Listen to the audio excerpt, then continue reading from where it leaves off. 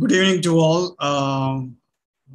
We may be at a loss when the diocesan phase already started with October 17th. How to go about within the diocese these 3 months till the diocesan phase of final synod is over. So we are proposing few models how to unfold within the diocese. We are not giving you one model, we are giving you several models. In fact, we are giving you one model called ideal model. If you are able to implement this model, which we call it, I call it ground zero model, ideal. That's the best, but it may be lots of work demanded on that. Another model we are proposing is pyramidal model, very practical. And third one, still better, easier model, very easy. And along with that also one supplementary model, CRI model, which to include everyone within this diocesan phase. So practically only 3 models for you to unfold. You can have your own, but you will get some inspiration from these models, how to go about. Some dioceses already have begun the unfolding of the diocesan phase. And the first model, I am taking it from actually my own archdiocese, Calcutta, where we have already initiated the ground zero model. Perhaps that may be useful for some, may not be useful for many. Probably many dioceses may take the second model, pyramidal model structure, very practical. Or still those dioceses who are not able to go with the first 2 models, easiest way we are proposing also direct model. What's important in all these models is that what is demanded from a diocesan phase is 2 things. Every diocese needs to have a diocesan pre-synod. That's very important. And every diocese needs to address or meet everyone, almost or maximum number of people with a consultation process. How you do it depends upon the diocese. So we are giving you how to do that within the diocese, meeting different groups, and also final diocesan synod at the end. So these are the few models. Now, first, let me give you this ideal one, ground zero model. This is what is done in Kolkata Archdiocese. Diocesan Synodal Model team meets all the parish priests and religious of the diocese at various locations to inform about the diocese. We finished this stage, in fact, and we were very happy. Archbishop himself traveled with the team to meet all the priests and religious superiors. So information was given, and we made sure we informed all the parish priests and all the religious superiors, because we believe in this archdiocese, unless we motivate the parish priests, nothing can happen. Unless we motivate the religious superiors, there will not be any collaboration. So we did that first one. So we can still do it, this model. Second, parish priest, we asked the parish priest after that to go and share the entire information and process with the parish council. It was very important that parish councils to be motivated and convinced and get the parish council support. Along with that, we request the parish priest to get a parish coordinator, parish, not coordinator, parish contact person or persons, and a parish team to help the parish priest. Because sometimes along with the parish priest, more than the parish priest, a contact person in the parish is more important for the diocesan synodal team. And third one, parish priest appoints a contact person or persons and a team to initiate the parish synod after consulting the parish council. So the process begins with the parish. And before we begin with the parish, we also propose other miniature synods. Parish synodal team plans synodal phases within the parish. Family synod, we are even proposing ideal family begins, the lowest unit in the Catholic Church. Family synods begin, we will give you some ideas. And ideal is if SCCs are there, if a parish is divided according to SCCs, perfect actually. From the families, they go to the SCC, from SCC, they go to the parish, and parish mini synod happens. And along with this SCC synods and family synods, communities, religious communities within the parish also organizes within the community and the support staff and neighborhood families a kind of synod. And all these things, representative and the reports collected to the parish synod.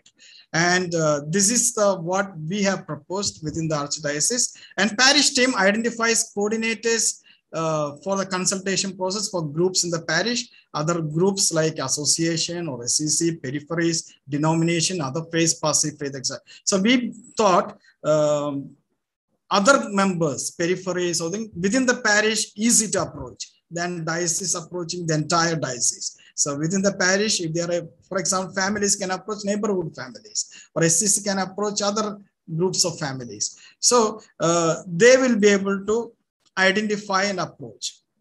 6, parish team prepares a synthesis from the consultation process, and a mini working document is prepared by the parish team for the parish synod. So then what happens?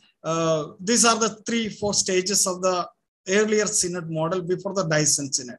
Family synod. We propose every family during the family prayer, pray the prayer, synod prayer. And parents to discuss with the children if possible, even during meals other times. And most of the families now, they have family WhatsApp group with an extended family members or neighborhood families to get their feedback on the church synodality, etc. And these reports or feedbacks can be sent to the parish priest or parish synod team. And SCCs, if they are functioning within the parish, I don't think all the parishes SCCs are active. If the SCCs are active, very good. Families come together, share their viewpoints within the SCC. And SCCs actually come to the parish synod. And during the SCC synod process, neighborhood can be taken. And third one, final thing is parish synod in this process. Parish team synthesizes reports from all the groups, and the parish synod happens. How long, which day, and everything can be finalized by the parish synodal team. Now, this is a model of the ground zero model. It begins with the families to SCC, if there are SCCs, or to associations. And also it can go to the communities within the parish, other groups like other association peripheries. And from all these feedbacks, parish synod happens. From the parish synod, they send the report to the diocesan synodal team. And the diocesan synodal pre-synod happens actually. This is the way it unfolds, this model. It starts from the families, not from the diocese or the proper from the top. It begins from the ground zero, families, parishes, dioceses. Now, if this is very complicated, we are proposing easier. This is one model we have done within the Calcutta Archdiocese, 12 points for the parish priest and the parish synodal team. You can see here, for example, parish priest convenes a council meeting with the parish priest and the council. Parish contact persons are appointed. This is prepared by Calcutta Archdiocese, our contact persons. So this is one model we are proposing. The next model may be more practical model, pyramidal model. What is this model? Diocesan team informs all in the diocese at various levels, commissions, priest councils, CRI, parish priest, association, information goes. Then diocesan team identifies potential coordinators to conduct the consultation process. Today, just now we had a training formation how to do with the coordinators. So identify the coordinators, diocesan team identifies coordinators, more the merrier, and they are given a kind of training. Then third one, diocesan team trains the coordinators for the consultation process, and diocesan team identifies groups within the diocese. So it is the team with the help of coordinators, they identifies different types of groups. It can be structured group, unstructured group, peripheries, groups that are not of the people of God, all kinds of groups they identifies. And they allot coordinators to organize the consultation process. Coordinators are allotted groups for the consultation process, and the coordinators send the report back to the diocesan team, and diocesan team prepares a working document based on the reports for a final diocesan pre-synod. So this is a model with the bishop appointing the contact person. Synodal team is there. In this model, the synodal team identifies the coordinators within the diocese. Coordinators can be from all sectors, all walks of life, who are trained for this, and they go to the groups identified, and the groups, with the help of the coordinators, when they go through the consultation process, they synthesize and send the report to coordinators. Coordinators send the report to the synodal team of the diocese, and diocese, working on all these reports, prepares a kind of working document for the final synod in the diocese, or what we call diocesan pre-synod. From the diocesan pre-synod, they give the feedback and discuss through it, and they send the final synthesis to the diocesan synodal team. Synodal team collates all that and sends a final report to the CCBI desk by January end. So this is a little more direct model, practical model. Now, this is the way it works. Diocesan synodal team, they identify the coordinators. Coordinators are trained. From the coordinators, it goes to the groups in the dioceses. Can be of the deaneries, can be of the parishes, but directly involved by the diocesan team and the coordinators. Third model is a direct model, very easy model. Diocesan team themselves become part of the coordinators. Easiest way, because certain dioceses cannot think of having so many coordinators and reaching out to different groups. So team themselves can manage if they want. The diocesan team themselves become coordinators, and they are trained for that. And they reach the groups in the diocese straight away. So easiest model, where they cannot have coordinators separate. Team themselves, a larger diocesan team, they can formulate, they themselves implement and execute the consultation process within the groups in the diocese. And the report is sent back to the team again. They collect the report. And from this diocesan team, they make the working document for the diocesan pre-synod.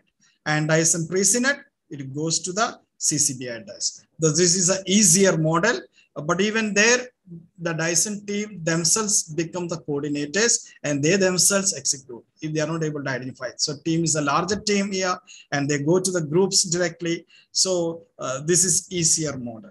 To supplement all these three models, we are also proposing CRI model, which is also implemented in Calcutta Archdiocese. Communities within the parishes are asked to have their own synod, religious communities. And when they have the religious community synod, they also involve support staff, neighborhood families, also feedbacks, teaching staff, non-teaching staff, beneficiaries of the community. They are all part of this group. So it is a larger synod. It's not exactly among the community members alone. So that synod happen, it goes to the parishes, or they become eventually part of the parish synod, or they can even go to a local CRI unit synod. From the local CRI unit synod, it goes to diocesan synodal team and synodal diocesan pre-synod happen. This model also can be replicated to diocesan associations in a way, which have a parish association. For example, St. Vincent de Paul. St. Vincent de Paul Association can have a similar model because they have a diocesan setup, parish setup, deanery setup. So they do in these levels. Then they finally send the report to the diocesan synodal team. Now, very important thing which we need to understand in all these models, probably who is the first one to start the consultation process. And we discussed in our Calcutta Archdiocese, and we said the first ones to go through the consultation process and go through the synodality should be diocesan. This happens in 3 months. We decided diocesan synodal team.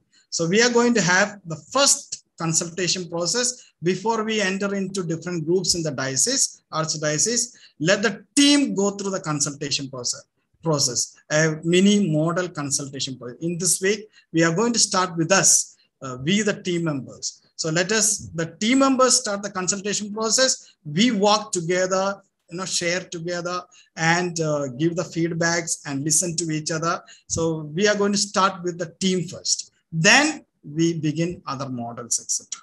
That's all. And you can ask questions later. Thank you very much.